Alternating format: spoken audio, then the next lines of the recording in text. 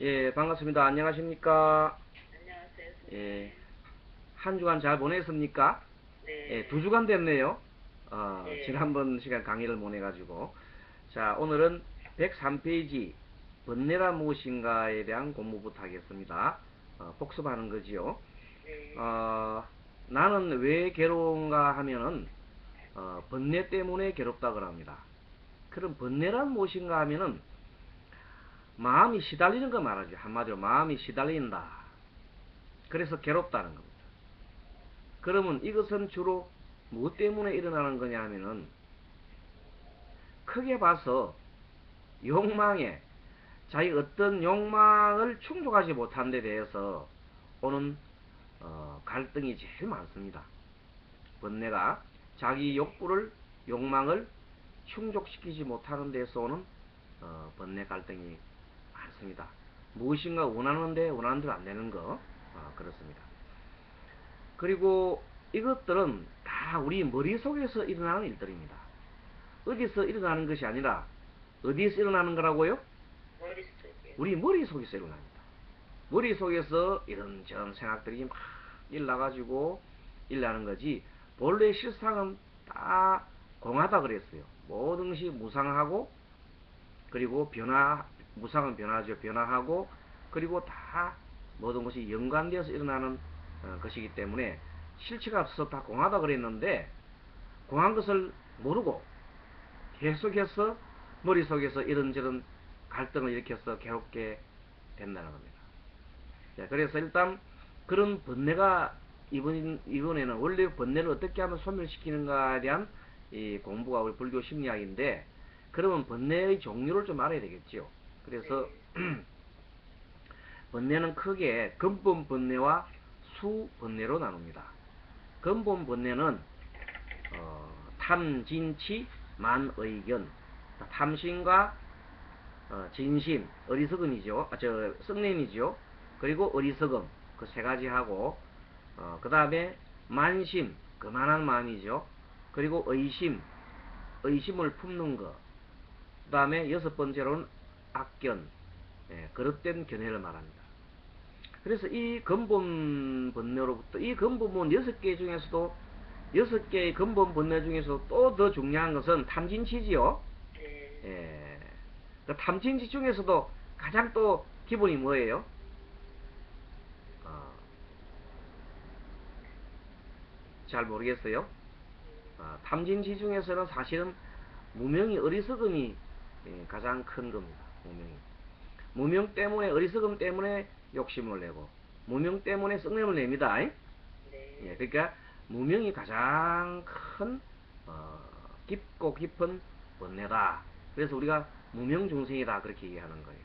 무명이기 때문에 진리에 대해서 알지 못하기 때문에 탐을 하고 진리에 대해서 알지 못하기 때문에 썩을 낸단 말이에요. 그래서 탐진치 치가 가장 깊 밑바닥에 있는 번뇌를 말합니다. 그리고 탐진 중에서는 치가 가장 근본 번뇌가 되고 보통 근본 번뇌라면 탐진치 만의견인데 그 중에서도 좀 고르라 하면 탐진치가 3개고 탐진 중에서는 치가 또 가장 밑바닥에 있는 것이다. 그렇게 보면 되겠네요. 그래서 여기서부터 일어난 20가지 번뇌가 있다 그랬지요. 네, 예, 그것을 지난 시간에 우리가 한번 쭉 읽어봤습니다. 한번 이름이라도 한번 보겠습니다. 20개의 수번뇌가 종류가 105페이지 나옵니다. 자, 수번뇌가 나타나는데 정상으로 20가지가 있는데 화냄, 그 다음에 원한, 감추어 속임, 그 다음에 네 번째는 질투 이런 것들이 다 번뇌죠. 수번뇌입니다. 인색, 째째한 것, 고민, 정신적인 괴로움, 속이고 사기를 합니다. 기만, 그 다음에 악천, 아양 뜨는 거, 훼손, 회방하는 거, 교만, 교만, 잘못하고도 수치를 모르는 거, 그걸 무참이라 그래요. 부끄러워할 줄 모르는 거. 12번째는 무괴, 후악한 일을 하고도 부끄러워하게 여기거나 반성할 줄 모르는 거. 위에 무참하고 비슷하지요. 13번 쉬 흥분하여 마음이 잘 들뜸. 이거는 도그라 그래요. 따라하면 도그. 도그는 흔들도자의 덜그자예요. 공부할 때 이 도그가 너무 흥분하면은 굉장히 공부하는데 마음 공부하는 데는 지장을 초래합니다. 그 흥분하면 안 됩니다. 쉬 흥분하여 마음이 들뜬다. 그 다음 14번 침울. 반대로 도구 반대로 툭 마음이 툭 깔아엎는 거예요. 우울한 거. 이것도 공부하는데 많이 도움이 안 됩니다. 그 다음 15번은 불신. 불신을 믿지 못하는 거예요. 그 다음에 게으름, 해태. 17번 무책임. 책임지지도 않고 자기 멋대로 하는 거, 방해라는 겁니다. 18번 건망. 건망증보다 신념하는 건 말이에요. 생각을 잘 잃어버리는 걸, 그것도 하나의 번뇌에 속합니다. 19번 마음이 흩어짐. 이것이 보통 보면 우리가 마음이 막 이렇게 저렇게 산란하게 흩어지는 것이 많습니다. 그 다음에 20번째 바른 것을 모르는 것. 정말 바른 것이 뭔지 모르고 자꾸만 자기가 집착하는 것만 계속 생각을 하려고 하는 그런 것을 보고 우리가 집착증이라 그러지요. 그래서 바른 것을 모르는 것. 바른 것은 중도예요. 중도를 모르고 자꾸만 집착, 자기가 한 편만 들어가는 것을 말한다. 자, 그렇게 해서 지난 시간에는 주로 수번뇌에 대한 공부부터 먼저 했고요. 오늘은 근본번뇌, 탐진치, 만의견 6가지 중에서 한번 차례도 공부를 해보도록 하겠습니다. 자, 여러분들 맨 처음에 나올 탐심입니다. 자, 탐심이란 한문 두 분 읽어주십시오. 같이 보조를 맞춰가지고 탐심이란 네, 그렇습니다. 탐내는 마음이란 탐심이란 필요 이상으로 적당하게 욕망이 있어야 되겠죠. 욕망이 전혀 없으면 살 수가 없잖아요. 예를 들어서 음식을 먹어야 한다든지 어떤 주거를 위해서 활동을 해야 된다. 이건 해야 됩니다. 그런데 지나친 필요 이상으로 욕심내고 탐내는 마음은 탐심이라고 합니다. 그럼 탐심 때문에 자기 몸을 다치게 하고 또 자기 마음을 다치게 하고 심지어 상대의 몸과 마음을 다치게 하죠. 그래서 탐심은 자타 모두에게 문제가 발생되게 하는 것을 말합니다. 자, 110페이지 넘어갑니다. 자, 욕을 한번 읽어볼까요? 두 분이 읽어보십시오. 욕. 생동감이 있고 건강하게 쉬기 위해서는 욕이 있어야 한다. 꼭 살기 위해서입니다. 중간에 리을자가 빠졌네요. 욕. 생동감이 있고 건강하게 살기 위해서는 의욕이 있어야 된다. 그렇지요. 사람이 의욕이 없이 푹 하면 안 되지요. 그리고 이 의욕 중에서도 가장 큰 좋은 의욕은 뭐냐면 발보리심을 내는 겁니다. 알겠습니까? 자리타의 그런 욕도를 내 가지고 나도 살리고 남도 살린다는 상구부리 하중생한다는 그 욕구를 가지면 참으로 생동감이 나고 정말 살맛납니다. 자, 욕망은 마음속으로 원하는 마음이다 그랬어요. 즉 일에 집중하는 마음이요 해보자는 마음으로 적당하면은 삶의 활력소가 됩니다. 그렇습니다. 이때 마음은 조용하고 안정된 마음이죠. 고요한 속에서 이거 해야 되겠구나, 저거 했고 이렇게 고요한 속에서 일어나는 겁니다. 근데 욕망이 진해지면 짙어지면 마음이 급해지고 조용한 속에서 일어나는 게 아니라 마음이 들뜬다 이 말입니다. 자, 그렇게 되면 문제가 되겠죠. 밑에는 사두심리학 했는데 이거는 여러분 사두심리학을 안 배웠으면 볼 얘기가 아닌데 참고로 말씀드리면은 이때 일에 집중을 잘할수록 에너지가 나옵니다. 그래서 일에 집중을 하게 되면 마음이 고요해집니다. 마음이 고요해집니다. 자, 그 다음에 욕망과 해보자는 마음은 다르다. 그래서 보통 그냥 마음속에 욕망이 강하면 해보고자 하는 마음이 욕망의 스트레스에 소진되어서 실제 일을 못하겠다. 그게 뭐냐면 너무 해보자 하는 마음이 너무 강하면은 실제 의욕한 것이 안 된단 말이야. 한번 예를 들어 볼까요? 우리가 그 올림픽 경기를 보다 보면 양궁 선수들이 지금 보입니다. 우리나라 양궁 선수들이 목적이 뭐냐면 나가서 우승하는 거지요. 네. 예, 금메달 따는 겁니다. 그것은 해보자 하는 마음입니다. 금메달 따자 해보자 하는 마음입니다. 그건 아주 순수하고 고요하고 좋은 마음입니다. 근데 실제 양궁을 들고 활을 들고 관역에 가서 활을 쭉 땡기려 할 때 만약에 앞사람이 경쟁 상대국의 앞사람이 관역에 10점을 다 넣어버리면 갑자기 마음이 동요가 생기죠. 우리가. 네. 그렇습니다. 본래대로 연습한 대로 쏘면 다 들어가게 돼 있어요. 근데 마음이 흔들려서 흥분이 됩니다. 이제 욕망이 생깁니다. 상대방이 했으니까 그런 생각을 합니다. 그리고 가장 잘 못되는 것이 뭔가 상대방이 7점 나왔을 때가 가장 위험합니다. 네. 상대방이 7점 나왔으니까 이제 됐다 싶어서 마음이 막 완전히 그냥 흥분을 해가지고 이제 그 금메달을 싶어가지고 싸우면 6점 나오는 수가 있습니다. 네. 예, 그래서 금메달 놓치는 수가 왕왕 있어요. 한 8점 쐈을 때 매우 상대편이 8점 쏠 때 굉장히 위험합니다. 우리나라가 7점이 나올 가능성이 있습니다. 그러니까 항상 배운 대로 들뜨지 않고 그냥 해보자. 그냥 내가 그거 한 대로 연습한 대로 평소대로 하자 하면서 마음을 고요하게 쏘면 탁탁탁 다 들어가요. 근데 조금이라도 마음에 욕심을 부리면 다른 데로 날아가지요. 네. 예, 그거 우리 많이 보고 있습니다. 그런 게 뭐 운동 경기뿐이겠습니까? 우리 일상 생활 속에서도 그런 일들은 흔히 일어납니다. 자, 그래서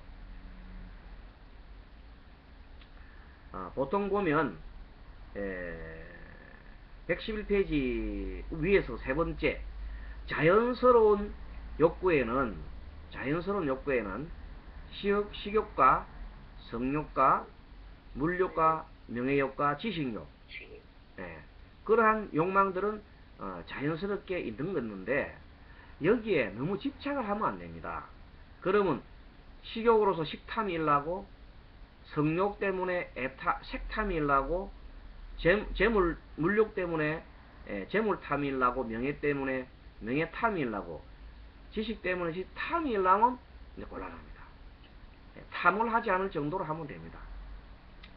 자, 탐욕의 번뇌 에너지는 사고 회로를 삐뚤어지게 한다.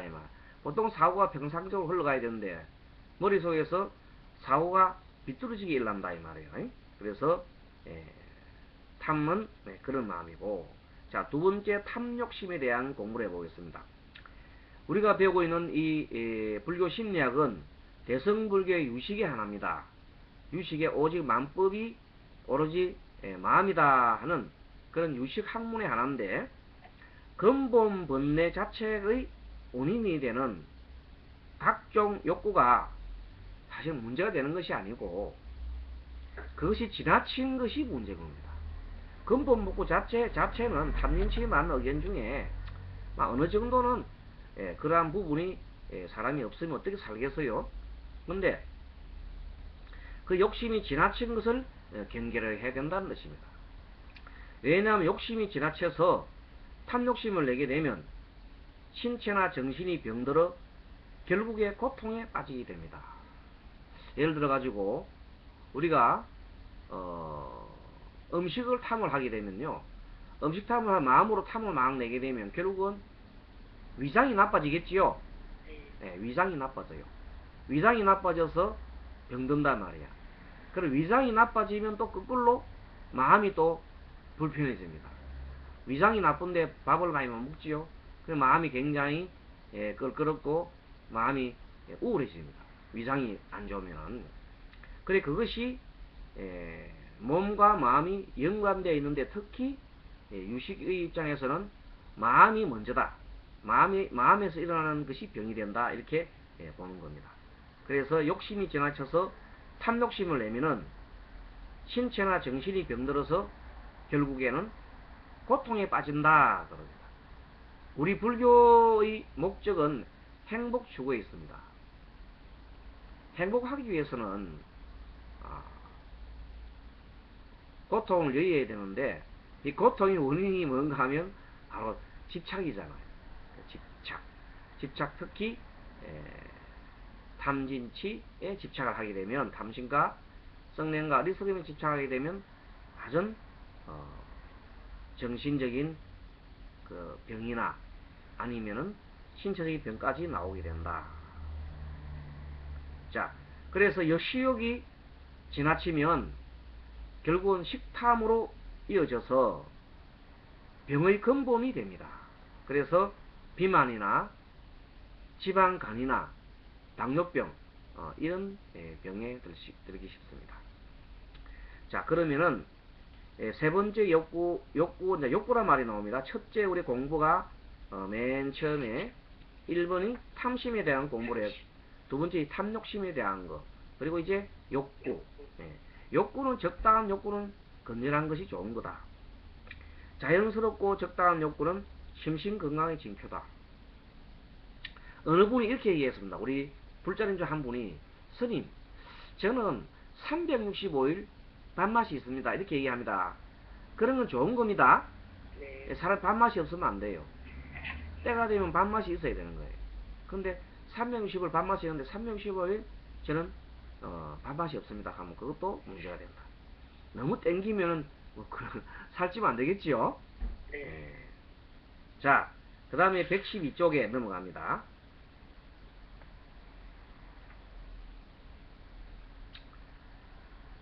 자, 까르마의 정제라는 것이 있는데, 까르마라는 것은 업이에요, 업. 까르마가 뭐라고요? 업. 자, 사람의 마음은 업의 에너지를 정제시키려고 언제나 좀 욕심을 부립니다. 근데 이 업은 까르마라고 하는데 이것은 선업도 있고 악업도 있어요. 까르마가 업이라는 것이 좋은 업도 있고 나쁜 업도 있어요. 그럼 좋은 업은 보면 주로 뭐냐 하면 선업은 적극적인 그런 밝은 마음을 말합니다. 적극적이면서도 밝은 마음, 선업이라고 합니다. 그리고 악업은 소극적이면서도 어두운 마음을 말합니다. 어제 어떤 분이 상담을 하러 왔는데 계속 얘기하는 투가 보면 계속 좀 자기가 현재 뭘 해야 될지 모르겠고 또 남편과 결혼한 지가 지금 올해 38세의 여자인데 2년 전에 결혼했는데 전직 간호원이었다. 그러고 그리고 간호원하기 전에 굉장하게 많이 범민을 많이 했대요. 그러다가 남편을 만나가지고 이제 간호원 생활도 안하고 남편이 돈을 잘 벌이는가 봐. 그래서 편하게 지내는데 아기가 없대요. 아직까지 2년이 됐는데. 근데 남편이 자기를 잘 생각도 안하고 계속 뭐 바깥 일만 너무 막 열심히 하고 돈 버는 자기 그 사업에만 전념하고 자기를 잘 안 봐주는 것 같대. 자기 생각에. 그래가지고 뭐 누구 말 따라 님을 봐야 뭐 별로 딴다고 애기를 갖고 싶은데도 저 애기가 잘 안 들어선다 이러면서. 그리고 한번 애기를 가졌는데 유산을 했대요. 그럼 그 책임을 전부 다 자기가 아니고 그 남편에 대한 원망으로 돌려놓고 있습니다. 그래 가만 말 들어보니까 전체적으로 이 사람이 굉장히 생각이 부정적인 생각을 가지고 있다. 말하자면 긍정적이고 밝은 쪽이 아니라 어둡고 부정적인 생각을 가지고 있어요. 그러니까 왜 그럼 유산이 됐습니까? 물었더니 남편하고 싸웠는데 자기 큰 소리를 치고 하면 폐악을 지겠대요. 여자가. 그렇게 애가 떨어졌던가 봐. 지나친 화를 내면 안 되지요. 네. 예, 임신했을 때 지나친 화를 내면 안 됩니다. 그리고 여러분들 여성분들 지나친 스트레스 받으면 하혈하는 거 알지요? 네. 지나치게 스트레스 받으면 여성분들은 하혈을 하게 돼 있어요. 그게 뭔가 마음이 연결되어 있는 거예요. 근데 그 스트레스를 많이 받아도 하혈하는 그런 입장인데 그분 같은 경우에 임신을 했는데 그렇게 했으니까 당연하게 아기가 유산될 수밖에 없다. 그럼 결론적으로 뭔가 하면 자기 마음을 다스려야 되고 자기를 탓해야 되는데 자기가 반성해야 되는데 그 사람은 반성할 줄 모른다 이 말이에요. 불교를 안 배웠기 때문에. 그래서 종교가 뭐냐 했더니 사실 우리 기독교 집안이다 그렇게 하더라고. 그럼 알겠다. 기독교 집안의 풍습이 반성할 줄 모르잖아요. 대개 보면 기독교인들은 되게 하나님한테 매달림보다 해결되는 줄 알잖아요. 자기 마음을 바꾸려고 생각하지 않고 자꾸 매달린단 말이에요. 대개는 그렇게 살아가고 있어요. 그래서 매달리가 안 되면 이제 스트레스 나고 화나는 거예요. 그런데 그러면서 상대편을 미워하는 거예요. 근데 참 그게 정말로 잘못된 생각이고 잘못된 종교관이에요. 실질적으로 기독교의 예수님의 정말의 사랑을 본다면은 그런 게 아니거든요. 예수님의 지극한 사랑은 상대를 잘 헤아려주고 설령 상대가 나한테 죄를 지었다 하더라도 죄를 용서하잖아요. 그래서 우리 예수 그리스도가 십자가에 다른 사람의 죄를 대신해서 십자가의 못을 받겠잖아요. 얼마나 큰 위대한 그런 생각을 가지신 성인이십니까? 그런 걸 본받아야 되는 거예요. 자, 아무튼 그래서 일반 중생들은 보통 적극적인 마음을 키우는 것보다는 보통 우리가 조금은요 다 부정적인 마음을 가지고 있어요. 그래서 잘 될 거로 바라는 것보다는 안 되면 어떻게 하게 되느냐. 특히 요새 메르스 때문에 난리지요. 네. 메르스 때문에 난립니다. 요새 유교 사변은 난리도 아니라 하는 말이 요새 그 말 실감하는 것 같아요. 우리 그 스님 중에 한 분이 대전 계시는 분이 계시는데 무슨 대전에 무슨 병원이 있어요. 내가 이게 방송이 나가는 게 그래서 뭐 병원 이름을 말 안 하겠습니다만 그 병원에 한번 갔다 오는데 당뇨의 지병이 계시기 때문에 당뇨약을 타러 갔다 왔어요. 그런데 그 병원에서 갑자기 메르스 환자가 나타나가지고 마침 자기가 갈 때에 메르스 환자가 나타나가지고 막 난리법석을 떨면서 지금 치료하고 있는 중이었어요. 그걸 그때 자기가 간 거예요. 그래가지고 그 얘기를 돌아와서 도반스님들한테 하니까 도반스님들하고 만나가지고 어떤 큰 스님을 만나가지고 약속을 했는데 다른 스님들 하는 얘기가 아니 스님이 비상시국에 그런데 병원에 가가지고 우리가 그 큰 스님 만나지 못하게 하느냐고 막 그렇게 하더라고요. 이게 참 지금 그래서 어떻게 하고 계시냐 했더니 자기 보통 여동생들이 자주 와가지고 절에 오는데 여동생들보다 절에 오지 마라 그러고 아무도 오지 마라 그러고 혼자 지금 보름간 지금 계신답니다. 보름간 이제 거기 잠복 기간이 보름이라고 이제 보름간 들어가는데 참 이게 웃지 못할 일이 많고요. 또 한 분은 이거는 까똑으로 온 내용인데 진짜인지 아닌지 모르겠는데 우스갯소리인데 부산에서 어떤 사람이 70 먹는 할아버지가 병원을 찾았는데 고열에 기침을 많이 하고 엄청나게 이제 그래 하는 거예요. 그러니까 뭐 사람들이 좀 놀래가지고 할아버지 어디서 왔습니까 하고 이제 간호원이 막 물으니까 중동에서 왔습니다 그랬거든요. 그러니까 막 중동에서 온 줄 알고 막 정말로 사람들이 난리 난 거예요. 중동에서 왔다고. 그래가지고 막 전부 다 마스크 다 끼고요. 마스크 샀다가 마스크 없으니까 그 병원에 지연될 때는 막 방독면을 쓰더랍니다 누가. 웃기는 일이죠. 그 나중에 할아버지가 말이, 나 해운대 중동에서 왔어. 그러더라고요. 해운대 중동에서 왔더래요. 부산 가면 해운대 중동이 있거든요. 해운대구에 중동이 있어요. 동 이름이 중동이야. 부천에도 중동이 있잖아요. 그러니까 지금 우리나라가 지금 웃기는 나라가 됐어요. 그래서 지금 서울에도 보면요, 병원에 보면 병원이 텅텅 비었고요. 웬만한 병원은 진료 안 합니다. 진료 안 하는 병원들이 많더라고요, 보니까. 오늘 휴진입니다. 언제까지? 어제 아래가 아마, 확진, 그 병원이 이제 마지막 2차 무슨 거기 나온 거기 마지막이 어쨌는가 모르겠는데, 그래가지고, 그 기간을 지난다고, 이 기간을 지나고 다음 주에 한다고 다 그렇게, 통보로 간 병원이 많다고 합니다. 그러니까, 뭐, 음식점도 사람이 많이 안 하고, 뭐 아이들 다 학교도 안 가고, 막, 우리나라가 지금 이제 6.25 사변 난리도 아니에요. 아무튼, 우리 두 분 계시는 데는 별 아무 이상 없습니까? 예. 그럼 뭐, 됐습니다. 선생님, 여기도 우리 절에는 별로 이상 없어요. 그냥 공부하시는 분 계속 오시고, 그렇게 하고 있습니다. 자, 이 점에서 우리, 호흡을 한번 해보겠습니다. 자, 허리를 쭉 펴시고, 오른손을 아래로, 왼손을 위로 올리시고, 양 엄지손가락 마구 붙이십시오. 자, 호흡하겠습니다. 숨 들어 마시고, 내쉬고. 호흡 1단계는 길게 들어 마시는 호흡입니다. 자, 길게 들어 마시고, 길게 내쉬면서 내가 길게 들어 마시고 내쉬고 있다는 것을 알아차림 하겠습니다. 3회 시작.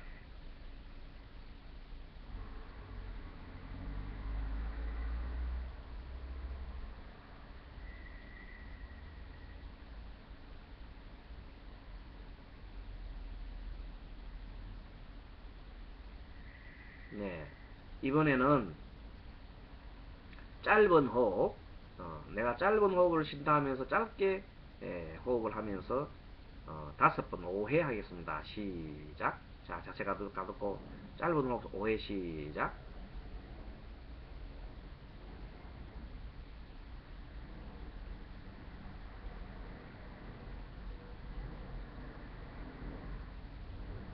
네, 좋습니다.